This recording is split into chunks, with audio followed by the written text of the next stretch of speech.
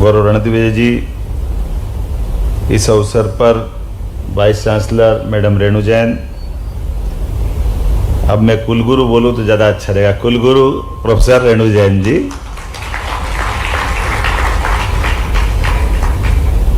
हमारे विभाग के उच्च शिक्षा विभाग के ACS KC गुप्ता जी, सभी माननीय कालिदास अकादमी के पूर्व निदेशक, पाणिनि संस्कृत विश्वविद्यालय के पूर्व कुलपति या कुलगुरु, वर्तमान में हम ये बोल रहे हैं, उस समय कुलपति बोलते थे, आज तो कुलगुरु बोलना समीचीन होगा।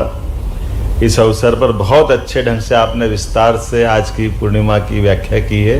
मैं आपका वंदन करता हूँ, अभिनंदन करता हूँ श्री प्रोफेसर मिथिला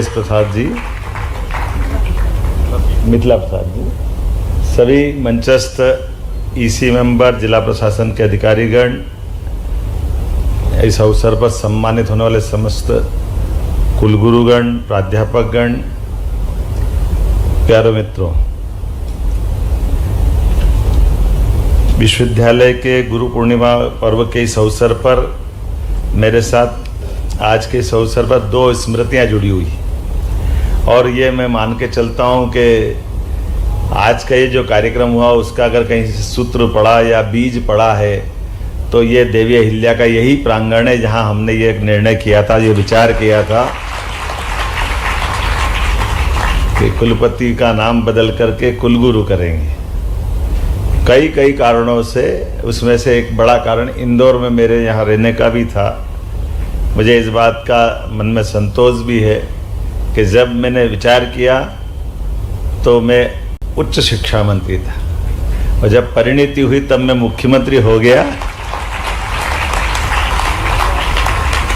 तो जो माननीय त्रिपाठी जी ने बात कही है कि गुरु का हाथ पकड़ते ही कैसे उद्धार होता है, ये उसका उत्कृष्ट उदाहरण है। और काल के प्रवाह के ऐसे कई उदाहरण हम देखें, आज के परिप्रेक्ष्य में भी देखें तो ध्यान में आएगा। हम कभी कल्पना करें कि भारत के अंदर जो राष्ट्रवादी शक्तियां हैं, जो विचार करती है कि हमारी ये जो संस्कृति के अंदर विविध प्रकार के पर्व है, उत्सव है, इनका मनाने के पीछे उद्देश्य क्या है और उसकी प्राप्ति क्या है, तो एक बड़ा उद्देश्य राष्ट्रवादी विचार में आता है कि भारत की सदियों से पहचान विश्व गुरु करके रही है। अब ये विश्व गुरु करके पहचान बनाने का जो भाव आया है, इस भाव का क्या अर्थ है? कोई विश्व का सबसे धनी देश बनने की इच्छा रखने वाली बात है क्या कि मैं विश्व का, भारत को सबसे धनी देश देखना चाहता हूँ, या ऐसे किसी ने कामना की? नहीं। तो फिर गुरु का बनने की इच्छा होना या गुरु को रूप में होना, तो ये बिना कहे भी जैसे भावना होना, ये उसी गौरवशाली अतीत से जोड़ना चाहती है। हमारी गुरु परंपरा समूची मानवता को धन्य करने वाली परंपरा है, मुझे इस बात का भरोसा है। इसलिए उस मानवता को सच्चे अर्थों में जानने की संस्कृति दुनिया में कहीं सबसे प्राचीन संस्कृति है, तो हमारी भारतीय संस्कृति जो गुरु परंपरा को लेकर चलती है, उसको पुनर्स्थापित करने का अभियान चलता है। और इसीलिए अब ये बड़ी कठिनाई बात है कि देश की आज़ादी के बाद ये दुविधा हो गई। सर्वपल्ली राधाकृष्णन जी के नाम पर या उनके जन्मदिन के अवसर पर शिक्षक दिवस हुआ, तो शिक्षक दिवस होना अच्छी बात है, लेकिन गुरु पूर्णिमा कहाँ चली गई? तो गुरु पूर्णिमा का अपना महत्व है, शिक्षक दिवस का अपना महत्व है। अब गुरु और शिक्षक में भी अंतर करने जाओगे तो ये भी बड़ा अलग अलग ढंग से लोग बताते हैं। कई सारे विषय माननीय विद्वान त्रिपाठी जी ने बहुत अच्छे विस्तार से कहा। मैंने भी पूछा था कि दोनों में से अंतर बताओ, तो कहने का जो पाठ्यक्रम पढ़ाए वो शिक्षक, सिलेबस से पढ़ाए वो शिक्षक, और सिलेबस के अंदर बाहर अर्थात न और छोर मिले वो गुरु। सिलेबस के पहले भी दिखाई दे और सिलेबस के बाद भी दिखाई दे, ये अपने अपने जैसे ये उसी प्रकार से न कि फल और बीज में से पहले कौन आया? बीज नहीं होता तो फल कहाँ से आता, और फल नहीं होता तो बीज कहाँ से आता? हमारी जिज्ञासा हो सकती है ना समाधान की दृष्टि से।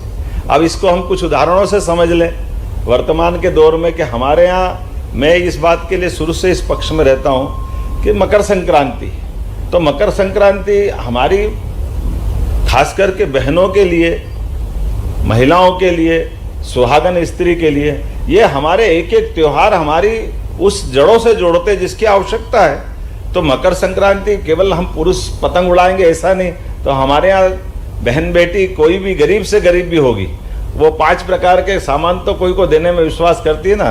तो बांटो, जियो और जीने दो, कोई सिद्धांत का सबसे अच्छा उदाहरण अगर कहीं है तो मकर संक्रांति का उत्सव हमको ध्यान में आता है। तो क्यों नहीं मनना चाहिए मकर संक्रांति? हमने 7 दिन का उत्सव हमारी सरकार ने मनाया। गुड़ी पड़वा बाद में आती, तो गुड़ी पड़वा ये हमारा वर्ष प्रतिपदा का बड़ा विशेष महत्व है, ये क्यों नहीं होना चाहिए? ऐसे गुरु पूर्णिमा का हिस्सा है। गुरु पूर्णिमा के अंदर जाएंगे तो अपन बहुत आगे की बात तो विद्वान बताएंगे, लेकिन कुछ उदाहरण तो हमारे सामने है ना। अब स्वामी विवेकानंद का हमारे सबके सामने उदाहरण है। अगर रामकृष्ण मिशन के संस्थापक, या अब तो संस्थापक तो विवेकानंद जी है, लेकिन उनके गुरु कौन है? तो अब ये कॉलेज से जुड़े हुए विषय के प्रसंग में ध्यान में आ जाएगा। बीएससी किए हुए थे विवेकानंद जी, लेकिन उनको ध्यान में क्या है कि कौन गुरु, और गुरु से उनने क्या कल्पना की, भगवान के दर्शन कराओ और क्या क्या सब विवेकानंद को पढ़ा सब लोगों ने। लेकिन रामकृष्ण अगर विवेकानंद के जीवन में नहीं आते तो उनकी जिज्ञासा का समाधान होता क्या? विवेकानंद विवेकानंद बन सकते थे क्या? समर्थ रामदास शिवाजी के जीवन में नहीं आते तो शिवाजी का पूरा चरित्र हमारे सामने आता है क्या? और आगे चलो, हमारे सामने भगवान कृष्ण का जीवन सबके सामने है। भगवान ने बड़ा पराक्रम किया, बिल्कुल गोकुल वृंदावन से आकर के कंस को मारा, कंस की सत्ता। लेकिन एक बड़ा काम तो उस समय भी उन्होंने किया कि कंस को मारने के बाद भी भगवान कृष्ण ने स्वयं ने सत्ता नहीं पकड़ी। उनका स्थान तो उच्च हुआ, लेकिन फिर भी तत्समय के सभी लोगों ने विचार किया कि ये आए ग्रामीण अंचल से, गांव से आए, तो इनकी शिक्षा दीक्षा होना चाहिए। तो शिक्षा की महत्ता हमारे समाज ने फिर स्थापित की और उग्रसेन महाराज को कुर्सी दे दी, लेकिन इनको पढ़ने के लिए भेजा। और ये बड़ा अच्छा प्रसंग है, मैंने कहीं उसको लिखा भी, आपने ध्यान भी आया होगा कि हमारे गुरु के रूप में आचार्य सांदीपनि का जीवन, ये भी सबके सामने आना चाहिए। आचार्य सांदीपनि ने ये मान के चलो, पहले तो उनका बनारस में आश्रम था, लेकिन कंस ने जब सत्ता पकड़ी तो सत्ता पकड़ने के बाद जैसा होता है, जैसा अभी अफगानिस्तान की घटना होगी और ऐसे देश जब अशांति के दौर से निकलते हैं तो सत्ता के सूत्र ऐसे उल्टे पुल्टे लोगों के हाथ में आते तो फिर वहाँ सब व्यवस्था ध्वस्त हो जाती। तो हमने वो दौर की कल्पना करो, जब कंस आ गया तो कंस के कारण से सांदीपनि जी अपना गुरुकुल उकुल खत्म करके वो भी अपनी पत्नी के साथ, छोटे बच्चे के साथ देश की तीर्थाटन पे निकल पड़े। अपन जिसकी सरल भाषा में बोलो कि देव दर्शन करने निकल गए, और घूमते घूमते वो चले गए वर्तमान के प्रभास पाटन द्वारका के हिस्से में। और जैसे अभी 1947 तक था कि हमारे देश में जब अंग्रेजों का शासन था तो अकेले अंग्रेज नहीं थे, पुर्तगाली थे, फ्रांसीसी थे, जो जो जिसको जहाँ मिला वो अपने अपने कब्जे अड्डे बना के बैठे थे। तो ये 5-7 प्रकार की विदेशी ताकतें अभी 47 में भी थी।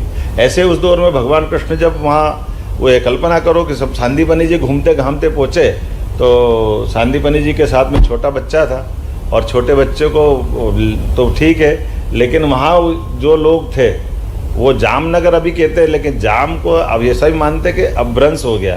कई बार मैं पंडित तो नहीं हूँ, लेकिन जानकारी के साथ तालमेल जोड़ते हैं लोग, तो कहते थे भगवान कृष्ण गुरु दक्षिणा देने के लिए यम से ऊपर से स्वर्ग में गए और वहाँ से लड़ाई करके लेके आए और उनको गुरु दक्षिणा में अपने पुत्र को सांदीपनि जी को दे दिया।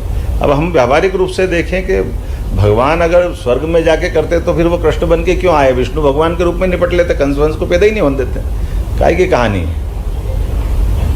जब वहीं से करना है तो फिर यहाँ क्यों आना है? तो भगवान ने यथार्थ में मनुष्य रूप में जन्म लेकर के अपने एक एक कदम से इस अन्याय के खिलाफ, अधर्म के खिलाफ, श्रेष्ठता के लिए जो लड़ाइयाँ लड़ी, जो उनके पुरुषार्थ का पराक्रम है, वो सबके सामने आना चाहिए।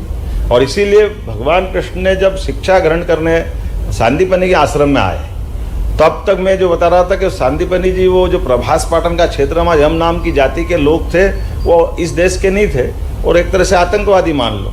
उनने पकड़ा, सांदीपनि जी की ख्याति प्रसिद्धि तो थी कि हमारे बच्चों को सिखाओ, आपको ये 64 कला 14 विद्या सब आती है। जैसे आज का कोई परमाणु